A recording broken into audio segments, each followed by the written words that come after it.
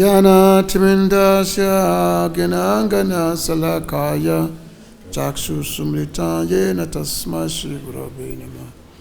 Sri Chaitanya Manobishta Stapita Yena Bhutale Sanyarupa Kadama Yandadati Swampadantikam Vandeham Sri Guru Sritam Padakamala Sri Guru Vaishnavascha Sri Rupam Sagyata Sahagana Raghunatha Tabitanta Sajiva Sadvaita Savaduta Parijana Saita Sri Krishna Chaitanya Deva Sri Radha Krishna Padasahagana Lalita Sri Vishakavitamscha He Krishna Karuna Sindhu Dinabandhu Jagatpate Gopesha Gopika Kantu Radha Kanta Namastute Tapta Kanchana Gorange Radha Vrindavan Iswara Vaisabhano Sutadevi Panamami Hari Priye Krishna Ya Vasudevaya Devaki Nandana Yacha Danda Gopa Kumaraya Govindaya Namo Namah Panchakapatarubhyascha Kripa Sindhi Bevacha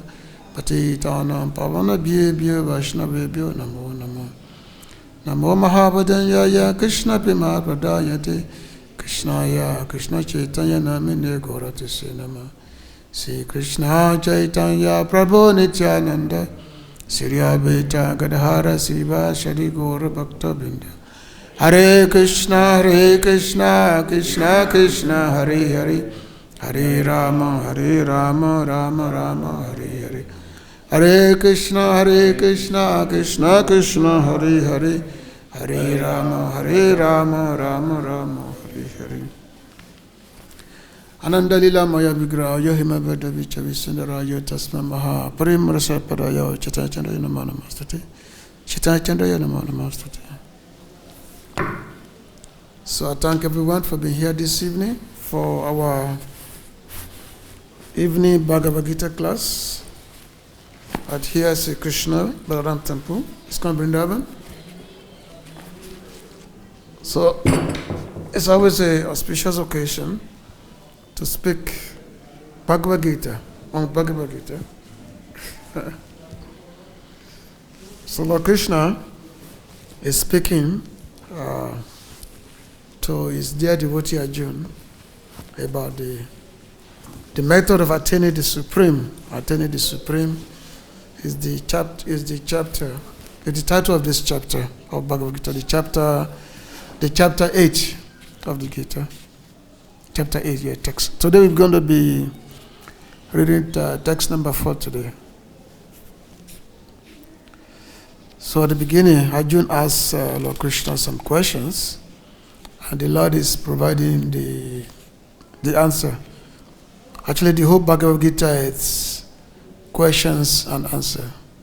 Because in the beginning of the Gita, Arjuna had so many doubts about why or how is it difficult to fulfill his duty as a Kshatriya. So now the Lord has to dispel his doubts. So that's how the Bhagavad Gita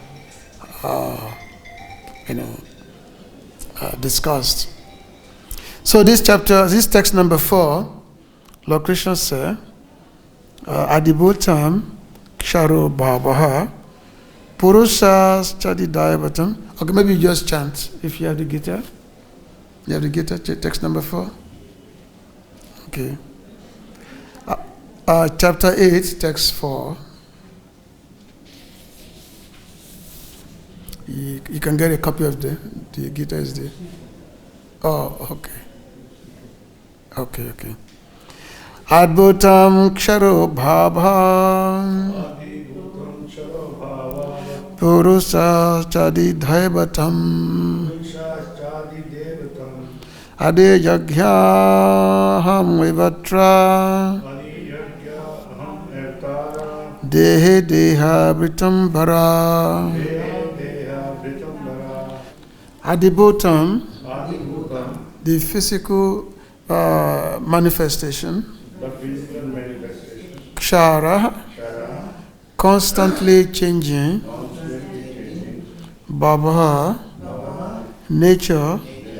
Purusha, the universal form, including all the demigods, like the sun and moon, Cha and Adidaivatam, called Adidaiva, Adiyagya, the super soul, Aham, I Krishna, Eva, certainly, Atra, in this, Dehe, body, Dehabritam, of the embodied, Vara, O best. Translation and purport by His Divine Grace, A.C. Bhakti-Vedanta Swami Prabhupada, Srila Prabhupada Ki. O best of the embodied beings, the physical nature, which is constantly changing, is called Adibhuta, the material manifestation. The universal form of the Lord, which includes all the demigods, like those of the sun and moon, is called Adidaiva. And the Supreme Lord, represented as the super soul in the heart of every embodied being, am called Adijagya, the Lord of sacrifice. Purport. The physical nature is constantly changing. Material bodies generally pass through 6 stages. They are born, they grow, they remain for some duration, they produce some byproducts, they dwindle, and they vanish. This physical nature is called Adibhuta. It is created at a certain point and will be annihilated at a certain point. The conception of the universal form of the Supreme Lord, which includes all the demigods and their different planets, is called Adidaivata. And present in the body, along with the individual soul, is the super soul, a plenary representation of Lord Krishna. The super soul is called the Paramatma or Adijagya and is situated in the heart. The word Eva is particularly important in the context of this verse because by this word the Lord stresses that the Paramatma is not different from him. The super soul, the supreme personality of Godhead, seated inside the individual soul, is the witness of the individual soul's activities and is the source of the soul's various types of consciousness. The super soul gives the individual soul an opportunity to act freely and witnesses his activities. The functions of all these different manifestations of the Supreme Lord automatically becomes clarified for the pure Krishna conscious devotee engaged in transcendental service to the Lord.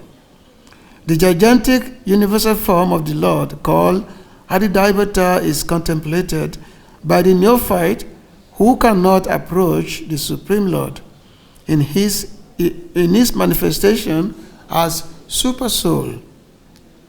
The neophyte is advised to contemplate the universal form, the Virat Rup, the Virat Purusha, whose legs are considered the lower planets, whose eyes are considered the sun and moon, and whose head is considered the upper planetary system.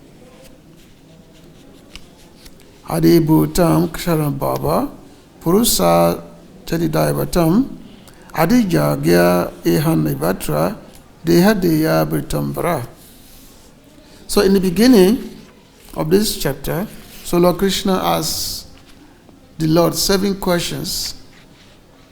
He asked the Lord 7 questions by which the Lord is replying one after the other. So those questions are from the beginning. When Arjuna said, Kim Ta Brahman, Kim Adhyatman, Kim Karma Purushottaman, Adi Bhutan Chakim Pruktan, Adi Dayavatam Kim Uchite. So Arjuna want to know what is Brahman, what is the self, what are fruitive activities, what is this material manifestation, and what are the demigods. So he said, please explain this to me. And then again he said, Adi Jagia, Katam, Ko to the Hishmi, Madhusudana, Prayana Kalecha Katam, Gyeyo, Siniyat Madhi, that now who's the Lord of the sacrifice, Adi Jagia, by which we're going to discuss in this text 4. He said, who's the Lord of sacrifice? And how does he live in the body? O Madhusudana, and how can those engaged in devotional service know you at the time of death? So those 3 items, those 3 questions, by which Arjuna, we want to know those you want to know the Adibhuta, the Adidaiva, and Adijagya. So these are the 3 different items, and these 3 items are answered in this text. Adibhuta, of course, is referring to this to the material body, by which the spirit souls are encased. The spirit souls are encased in the material body, and this material body, it's it's temporary. It's a temporary manifestation of the Lord, as mentioned in the purport, that the nature of this material body, now because of the presence of the soul in the body, so the body, this material body takes birth. Sometimes it takes birth, then it grows, then for some time, then produce some byproducts, progenies, whatever, and then old age is there, and then of course death. It's a Jama Mitu Jarabia de Dukkha Doshana Dasana. So it's birth, death, old age, and disease. These are the nature of this material world. And of course, now it's a Dukkha Sukha, that the living entity is, because of the identification with the material body, so therefore the living entity experiences both happiness and distress, because of the identification with the material body. Otherwise, the jiva soul is actually beyond the growth, the manifestation, or the existence of the material body. The jiva is actually beyond that, which means the jiva, the spirit soul, does not really have to be experiencing happiness or distress of this material world, because the soul is not a product of matter. The soul is not a product of material energy. The soul is a product of a spiritual energy. But because of the identification, that's the cause of suffering. And this identification is due to ignorance. Due to ignorance of the self. So therefore, it causes the living entity loses his intelligence. So he identifies himself with the material nature. So therefore, he has to experience happiness, distress, also all the miseries of the material world. He has to experience that. So the Lord is, of course, this is like the further elaboration of the science of the soul. The difference between the living entity, like in the last chapter, we talk about the material energy and the spiritual energy. The Lord talked about material energy and the spiritual energy. So that is again at the beginning of this verse. This again further explained at the beginning that the adbhuta, which refers to this temporary material body, and then of course there's adidaiva. Adidaiva, this is referring to the universal body of the Lord, or the universal form, which is the basis of all the demigods. Because all the demigods, they are situated on the universal form, of the Lord. It's like in the 11th chapter, when Arjuna, when he wanted to find out how the Lord pervades the universe. So Arjuna was very curious. He wanted to know how Krishna pervades the entire universe. So he wanted to see the universal form. So the Lord showed him the universal form. He showed him. He said, here's my manifestation. He said, just see my opulence. The Lord telling Arjuna, just see. So Arjuna saw the whole universal form. He could see that form, he has thousands of heads, thousands of legs and arms. It's spread all over the universe. And he could see all the demigods, different demigods that are situated on various parts of the, various parts, of that body. And that body, the gigantic form, it actually, it pervades the whole universe, which means from the bottom all the way to the top, to the topmost planet. That's how big the universal form is. So, like the lower planets, like Rasatala, Patala, all these planets, they are considered to be the Lord's, the bottom of the Lord's feet. And then you have the knee, and then the middle portion is said to be the upper planetary systems, the planet of Indras and all that. And then his head is said to be the topmost planet, which is like the planet of Brahma. The topmost planet is supposed to be his head. And then his two eyes are like the sun and the moon, So basically that's how the Lord pervades the entire cosmos, the entire universe. And of course, for those who cannot really understand the beautiful form of the Lord, that the supreme form, the Lord, the beautiful form of Krishna, as Shama Sundar, Tribhanga, who cannot really visualize that the Lord has got a sweet form by which he can actually relate to everyone, to all living entities. So, for such persons who cannot come to such understanding, then they are advised to meditate on the universal form of the Lord. That yes, the Lord is everything, the Lord is everywhere. Just have that meditation that yes, the Lord is everything, the Lord is everywhere.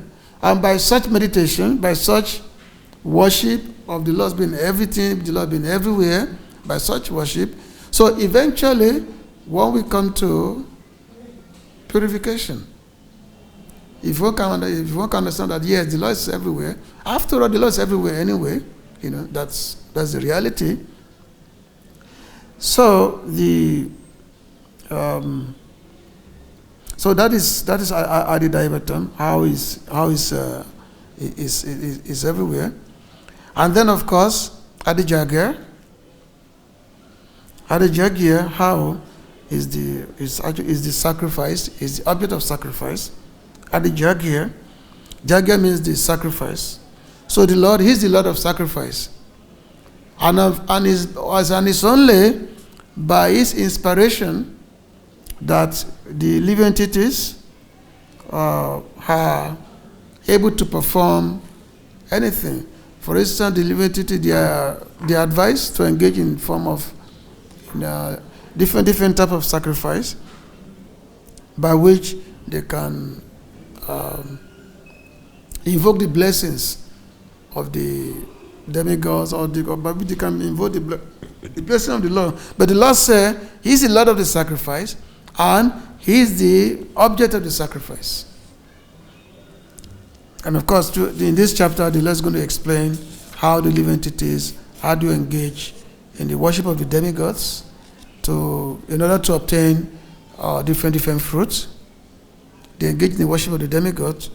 So they can obtain different fruits, but such engagements, such performance of worship with demigods, so that one can get particular fruit, the Lord says is due to what ability to overcome that those who do not have proper understanding. Because by worship of the demigods, they will only provide the fruits of such worship only after the Lord has given the permission. The Lord gives the permission first to the demigods. The Lord said that ye enter devotee, ye and ye, yes, ye and ye devotee, ye guarantee he have the proof. The Lord said that those who worship demigods, they don't know that they are actually indirectly worshiping me. So the Lord said, have the proof. Those whose knowledge is not mature. And also in the last chapter also, we read about the one particular verse whereby the Lord said, Rita Gyana. Rita Gyana means those whose knowledge is distorted. Then their knowledge is distorted. So therefore they worship demigods. But all the demigods, they are situated on the various parts of the Lord's body. The demigods, they are situated on his body. So what result are the demigods giving? What result are they giving? That result is coming from the Lord only, so they are able to give. In the Vedanta Sutra, it's mentioned that the Vedas recommend various the chanting of various mantras, Suryadev, Agnidev, Indradev, all these things. But what is the intention of the Vedas when they say worship the Surya, worship the Agni, Ganesh? The intention of the Vedas is to direct people to understand that that personality who is beyond the sun god, who is beyond the moon god, who is beyond the fire god, such personality is the one to be worshipped. But because people are so unintelligent, because if you tell them to worship the Lord, they will not worship. But by worshiping the demigods, because demigods somehow they are more nearer to be worshipped, and some demigods seems to be like, okay, easily approachable, you worship them, you give them some particular sacrifice, they will fulfill your desires. Actually, in the previous ages, when people perform the fire sacrifice, the demigod used to personally come. They will appear within the fire, and then they will give the reward. They used to bid before, but not anymore nowadays. Just like when Drupa Maharaj, when he was performing a sacrifice to have progeny. So within the fire came the demigods, and then you have the son and the daughter were born, both Draupadi and I think they were born within the fire. So previously the demigod used to personally come, they will carry in the pots the particular benediction by which somebody is the result of someone's worship. They used to personally appear within the fire and give it. But nowadays it's not possible. They don't, because of the Kali Yuga. There's no proper qualification of those who can do that. So therefore, the demigods, you can no longer see them. But before they used to mix within the human society before they used to come. When there's a sacrifice, they will also be there. So the Lord said, He is the Lord of sacrifice at the Jagir. And so he mentioned that in the Bhagavatam, second canto, it's mentioned that Kichiswa Dehanta Idayava Kashe Padesha Matram Purusham Shantam. So Sukadeva Goswami is saying that some yogis, Remember that Pradesh Matapurush, that person who is situated within the cave of their hearts. But it mentioned that because Antayami, the super soul, is there in the heart of all living entities.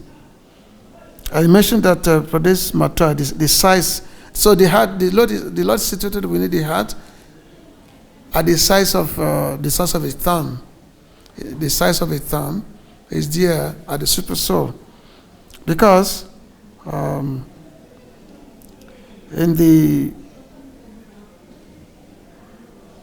mentioned in the Upanishad also that Dvasupanam Sayujya Sukaya Samanam Vrikshan Parisaswajate Tayonya Pipalam Suduatiat Anashnam Anyo Bikcha Kasite.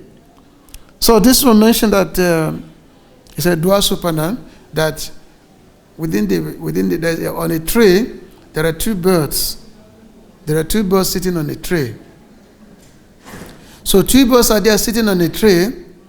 One bird is busily eating different fruits, because the tree bears all kinds of fruits. Some fruit may be ripe, some may not be ripe. But the one bird is busily eating different fruit, tasting the fruit, tasting that fruit this way, that way. And another bird simply witnessing, simply sitting there and witnessing what the other bird is doing. So the bird that is busily eating the fruit, sometimes is happy and sometimes is miserable. So it's busy here and there, and the other bird is simply witnessing. So the jiva is the one that is eating, tasting different fruit on the tree. That's the individual. That's the jiva soul that is there, which is way the conditioned living entities. That is where the jiva soul. They are tasting. Sometimes it's good, because they say that we travel, we enter into different type of body. It may be human being. It may be animal bodies, maybe, different kind of bodies. Sometimes demigod, sometimes, depending. Sometimes maybe a demigod, you can go higher up. And then you go higher up, how long can you stay? After 10,000 years of demigods, and then you have to come down. Again, you have to come down. You come down in the form of rain, grain. The form of rain, and then you rise up as a grain. In this way, so samsara, the samsara, repetition of birth and death is there. So sometimes you are Indra, and sometimes you are Indragopa. Indragopa means insect. So sometimes you are an inks, and sometimes you are Indra. So the material world is, so the samsara is like that. The entity is going from one body to another body, high and up, tasting all kinds of fruit, going different way. Just like the story of Indra. So Indra, one time, he was very offensive to his guru. I think Brihaspati, he was very offensive. So because he was very offensive to his guru, so his guru cursed him, that you, Indra, is so puffed up. So therefore I curse you, become a pig, a sukkah. It caused you to become a pig on earth, become a pig. So immediately Indra fell down and became a pig. He became a pig. Just like here in Vrindavan, we have so many pigs. They are all over the places. They have their wives, their children, and their food, of course, is the stool. They go here and there and eat the stool.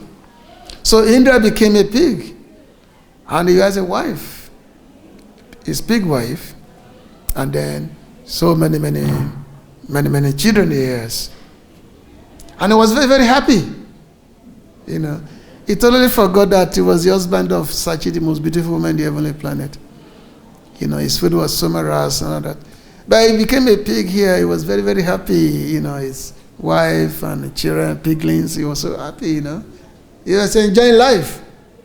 Because in the material world, material energy is such that when we assume a particular body, so material energy covers the ignorance, covers the intelligence.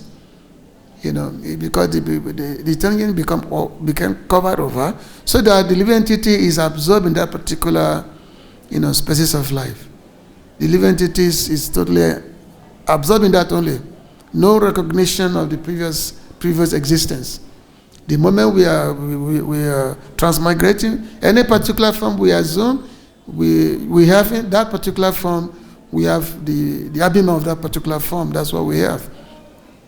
So Indra became absorbed as a pig and as father of the husband of his pig wife and the father of his children, pig children. And if he has food, the food is stool that is full. Very, very happy with that. Very, very happy. So there was one time when Lord Brahma is kind of because after Lord Brahma is is the creator of the universe. And he's the one that produced all the demigods. So Lord Brahma became concerned that the heavenly planet need a ruler, need somebody there. The heavenly planet needs someone. So he said that, well, this Indra, let me go back and bring Indra back to his kingdom. So Lord Brahma became compassionate on Indra. He said, okay, let me go back and bring him back here. So Lord Brahma came down to the earth. And he saw where Indra is. He was a pig, and there was, he was enjoying his life, family pig. He was enjoying, very happy. So Lord Brahma called him. He said, "Hey Indra, come back to the heavenly planet. What are you doing here? Come back to the heavenly planet." So Lord Brahma called again and again, but Indra could not listen. He could not hear who was calling, who was saying something. And Lord Brahma called again and again that, Indra, you come back to the heavenly planet. Give up this pig business. Still, Indra would not listen. Because he was so absorbed, he has his family. He has his family. Pigs and food is there. So who is this person calling? So then, of course, Lord Brahma realized that this fellow is very attached to his situation. Because when we are so attached in the material world, when there is a spiritual message, we don't listen. It's difficult to listen. We don't listen to any spiritual message if you are so attached in the material world. So Indra said, okay, and Lord Brahma said, okay, he's so attached, so therefore, let me remove his attachment. So Lord Brahma killed all his children. So when Lord Brahma killed all his children, Indra became angry. He said, what is this? Who has killed all my children?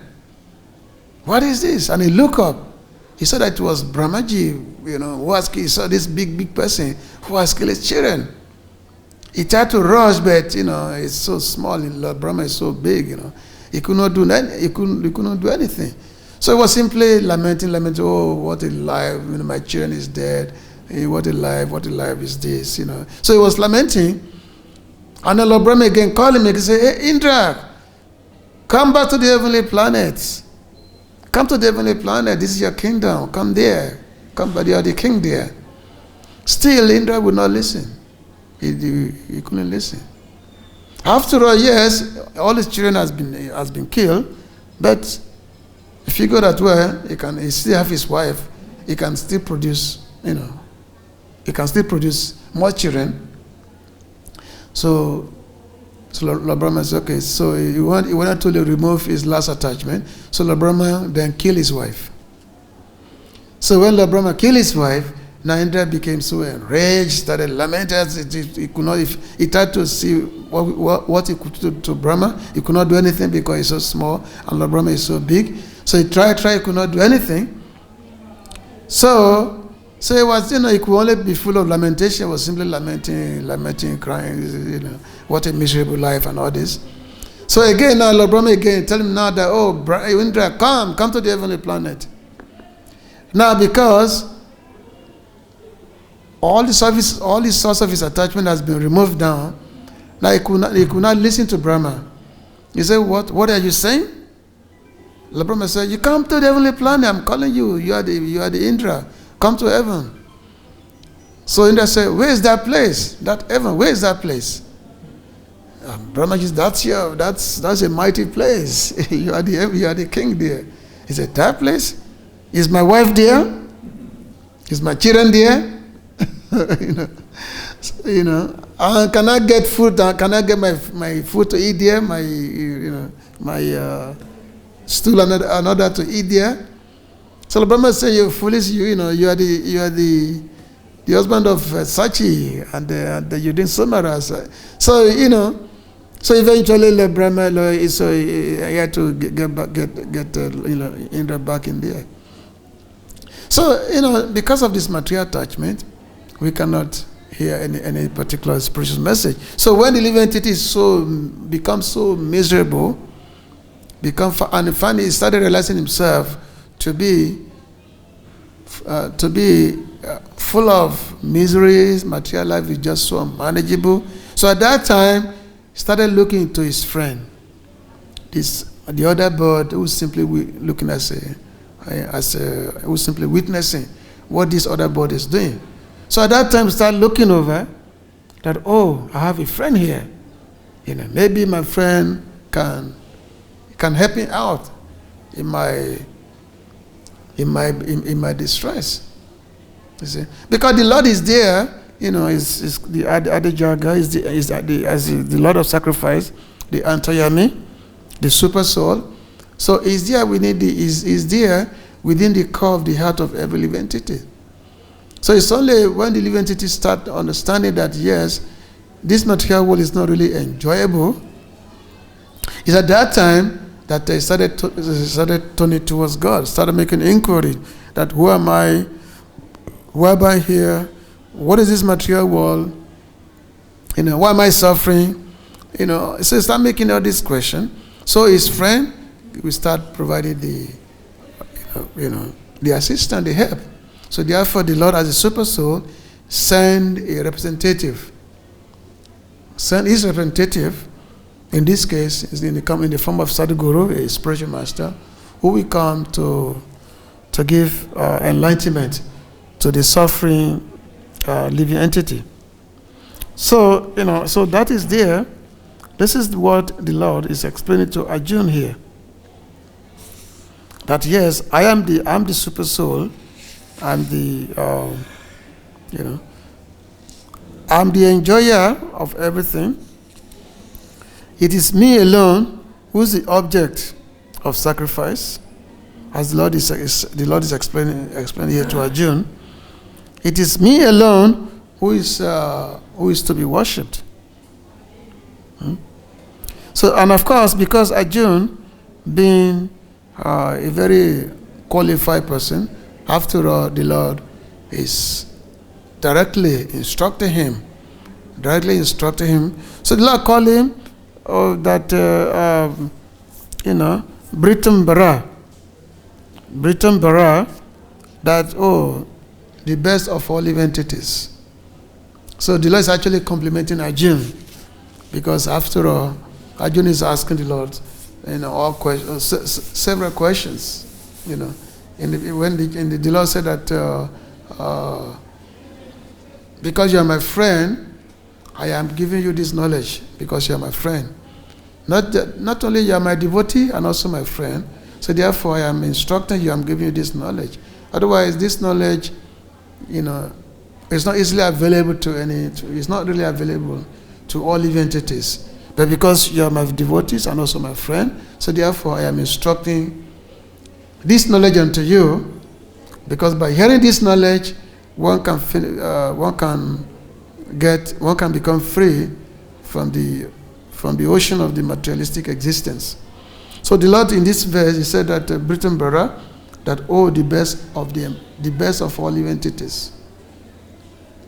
You are the best of all living entities because you're able to hear, you're able to ask these questions, and then the Lord is providing, so is providing the answer. So towards in the further verses, the Lord is going to be explaining the difference between the material body, the soul, and also how the living entities, how they acquire different body. How the living entities acquire different body. How, that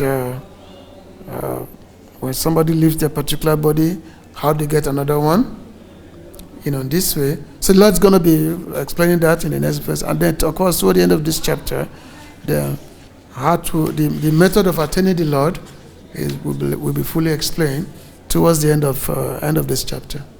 So I will stop here. If there is a question or comment or something. Hare Krishna? Yeah. Okay. So, what is the size of super soul? Is it mentioned anywhere in the Shastra? Yeah, it's mentioned in the scriptures that the super soul is mentioned as being the size of a thumb. Thumb. The size of a thumb. Yeah. So it is relative in nature? Yeah, obviously. Of course it's relative. It's not the same because you have dog, you have the insect. The super soul is everywhere, in all bodies. But obviously it's relatives in all bodies. So it's corresponding. Because it's there within the heart. It's situated within the heart. It's there. It's only because of the presence of the super soul that the living entity is able to function. Because whatever desire a living entity may have, it's only the Lord will enable the fulfillment, who will enable the fulfillment of that particular desire. Actually, everything's happened only according to the will of the Lord. Everything's happened only according to His will. So the Lord wills, and then we act when the Lord wills something. So the Lord is there, in the heart of all living entity. It's a yantaru danimaya. Yeah, this is the Lord's. Do you have that? We have that painting of the two persons on the chariot driver. So the charioteer is the living entity, and then you have the body, which is the chariot, and then you have the horses, the senses, everything, and then of course there's a passenger next to it. That passenger, of course, is the super soul. So in the Upanishad, you mentioned that I quoted the verse from the Upanishad. There are dual supernoun that mention that the two entities they are on the branches of a tree. So that is explained there. And also in the chapter 13, we will get to know more about this in chapter 13. Also chapter 15 also. When we get to the Gyan section of the Bhagavad-Gita. Because now we're in the Bhakti section of the Gita, chapter 7 to 12. This is the Bhakti section of the Bhagavad-Gita. But when we get to the Gyan section, which is chapter 13 to 18, we get more understanding of this is there. The chapter 13 to chapter 18. Okay? Another point? Yeah. Hare Krishna. My question is, if the material world is so miserable, this is the concept, but at the same time is Krishna's energy. So how we can mix these two concepts in one? Because actually this is only one concept, no?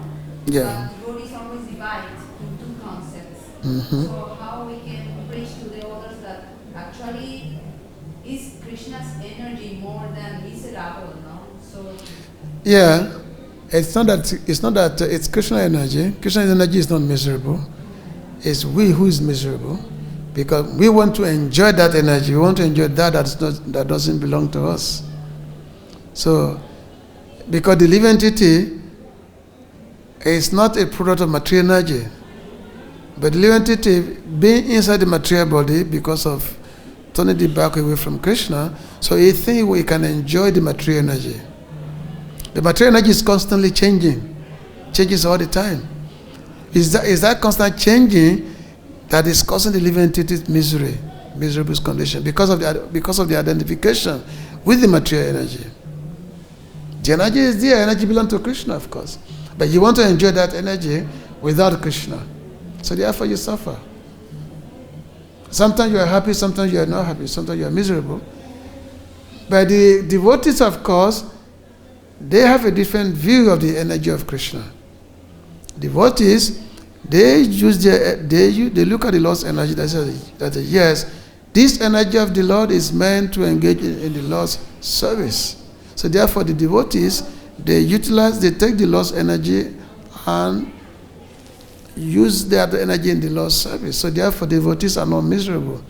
For instance, our material body, yes, material energy, material body, but we use our body for the service of Krishna. We don't use our body, material body, to enjoy ourselves, to prolong our material life. No, we see our material body as the enjoyment has been for Krishna's service. For example, vegetables are there, the fruit is there, everything is there, but you take all these things, you offer it to Krishna. You say that these items, they are meant for the Lord's service, for less enjoyment. So you take fruit, you take vegetables, you offer it to Krishna, to the Lord, and then you take Krishna Prasad.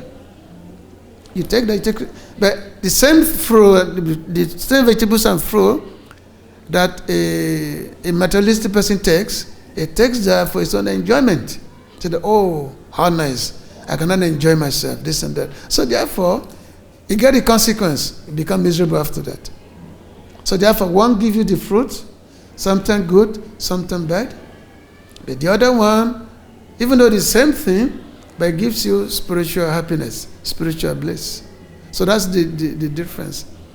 The material energy is there, but devotees have a different vision of the material, a different vision.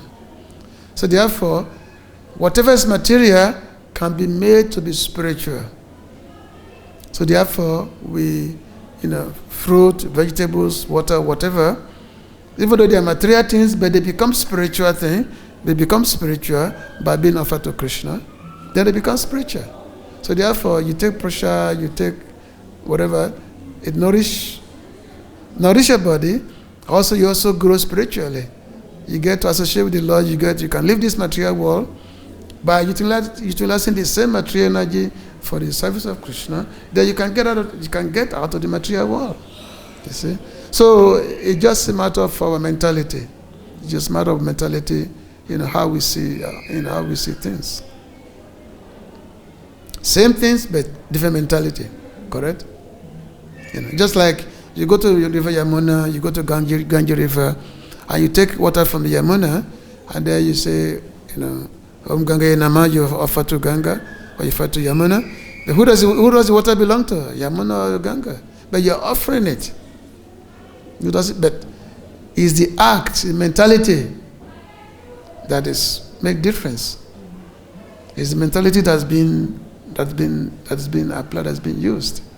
So therefore, you worship Yamuna or Ganga River by offering the same water to them, you get blessing from them.